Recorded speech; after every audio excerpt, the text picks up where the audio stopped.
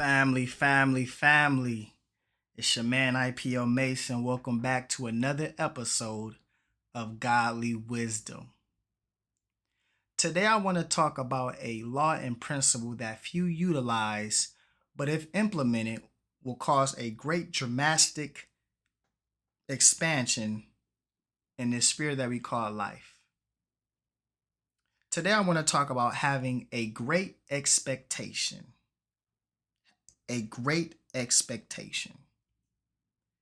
Now, to provide context to the definition of expectation, expectation is when you have a strong belief or a expectation in the future that something will happen. Growing up with my father, my dad would always have the expectation that I was to wear a belt at all times. It was a non-negotiable for him. He would pick me up from school, and before I would even put on my seatbelt, he would check to make sure that I had a belt on. It was an expectation. And he would give me a set of rules that to this day I still remember.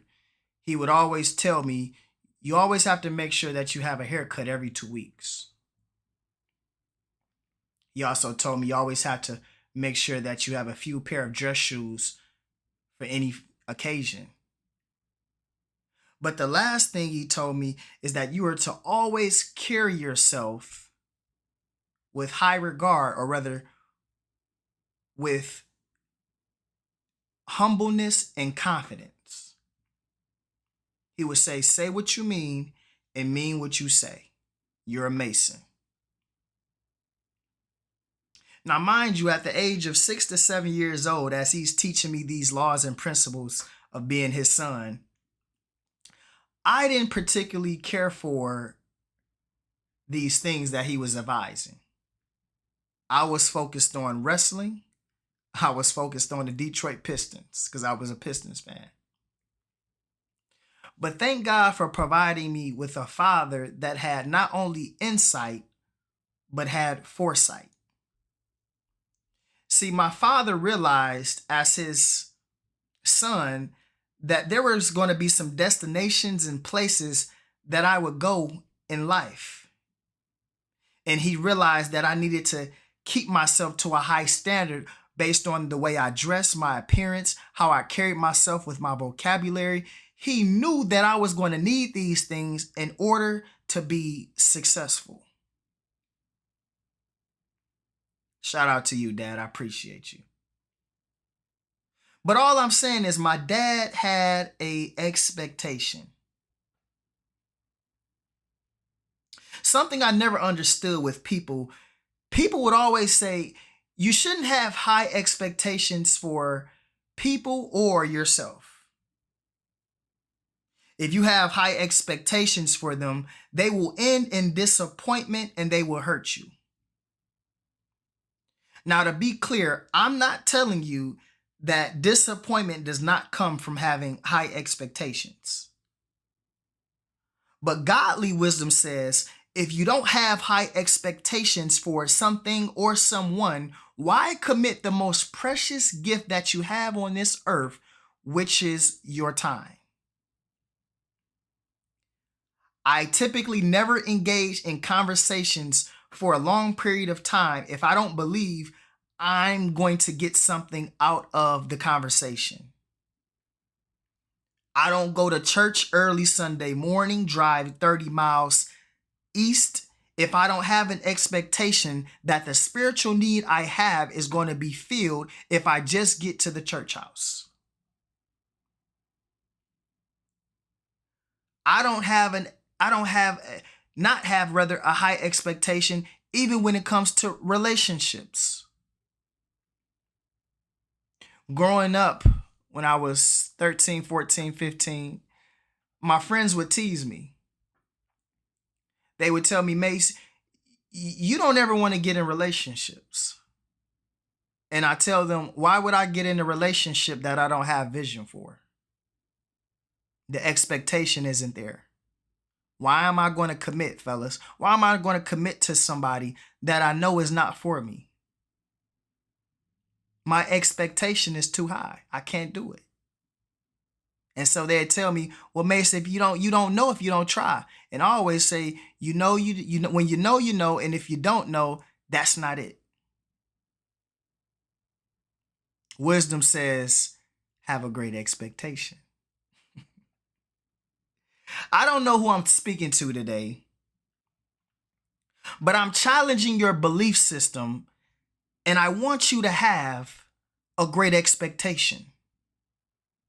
There's approximately 64 days left in the calendar year.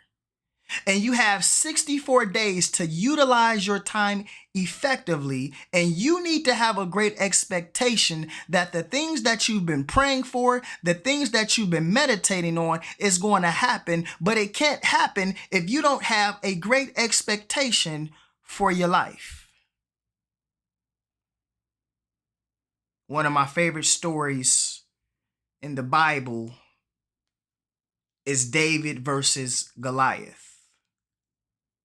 Now, I'm sure you're familiar with this story since it's always broadcast, but I believe we miss something when really understanding the battle of David and Goliath.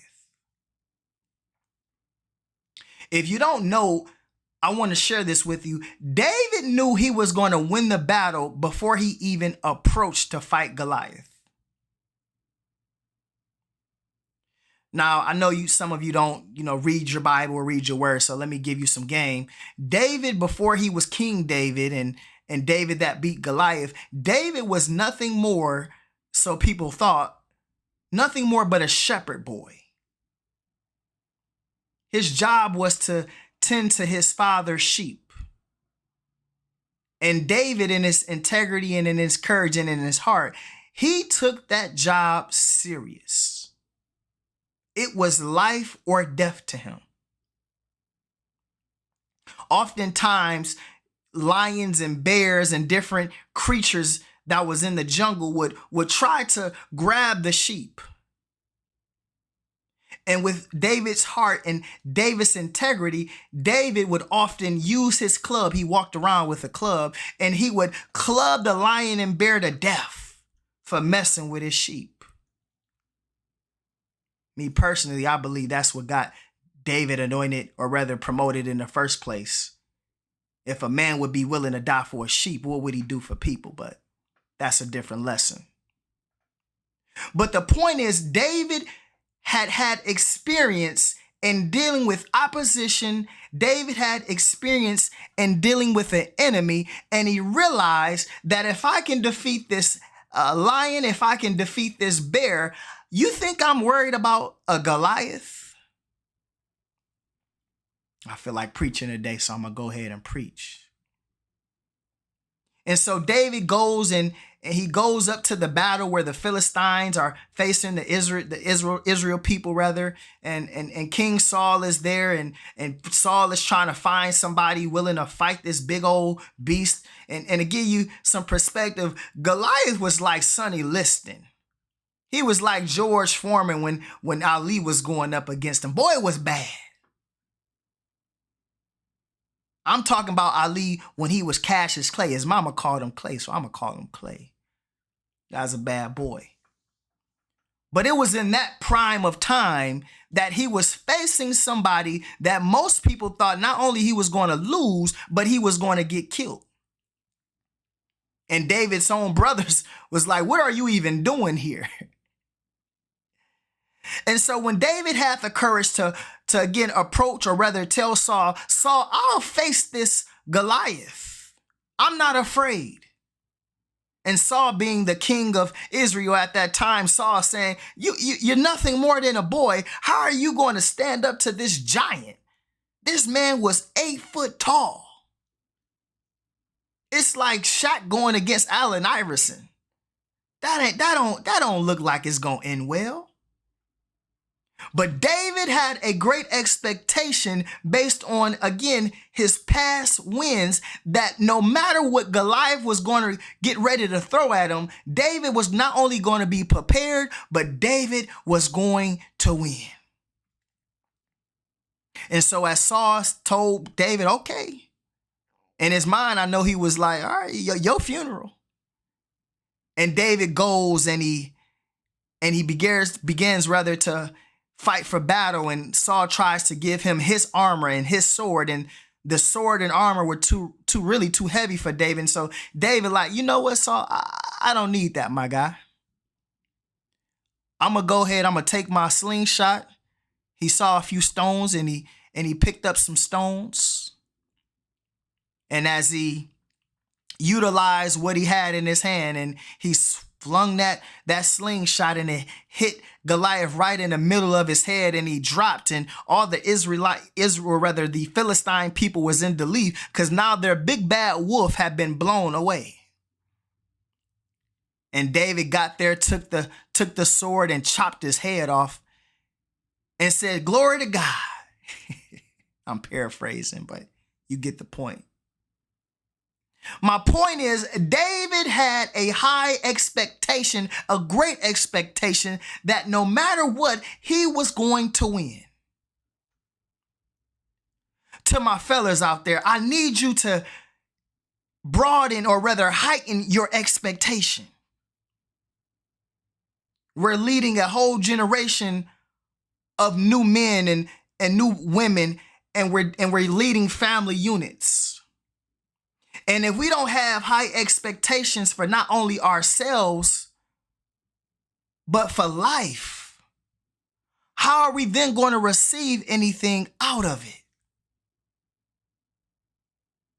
Ask yourself that. When are you going to start holding yourself accountable for a great expectation? When are you going to start putting in action and putting in drive and putting in ambition in your goals that God, or rather the dreams that God gave you? You need to have a greater expectation. I know it's rough. I know it's tough. But that does not mean we can utilize the excuse of something hard in order to give up. Transparent moment. I've been dealing with a financial test for the past year.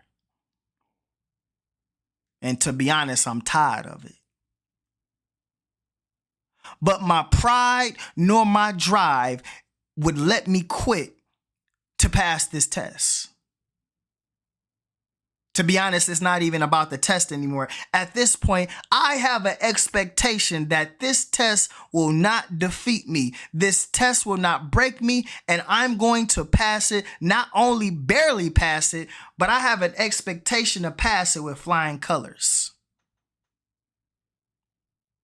What in your life that you've gone after, that you may have failed, or rather got delayed in the process, but you've given up? You took your foot off the gas, and now you're sitting and asking God, what am I supposed to do? And what the reality is, he's already given you the play, but again, your expectation got lowered by disappointment. Beloved, I want to leave you with this. Your expectation is your belief system, and you can only achieve what you believe. I believe David had already beat Goliath in his head. That was the whole reason why he stepped up to the plate to say, "It's me. I'll do it. I'll fight him. I'll defeat him. I'll crush him." And while people may call you crazy, while people may say it don't take all of that, I want you to have a great expectation for the last 64 days of the year. Nothing, no one will stop me. I'm not opening the door, I'm busting it down. I'm not asking for anything, I'm going to take it. I'm going to be who I was called to be in this season of my life, but you're going to have to adjust your attitude, and you're going to have a great expectation. I love you, family. And I just want to see you not only succeed, but thrive in any and everything that you touch. And I believe from the message that was uttered out of my mouth, that in order to receive any and all of this that's owed to you, you're going to have to come with a great expectation. It's IPO Mase. It's been another great episode of Godly Wisdom. We out.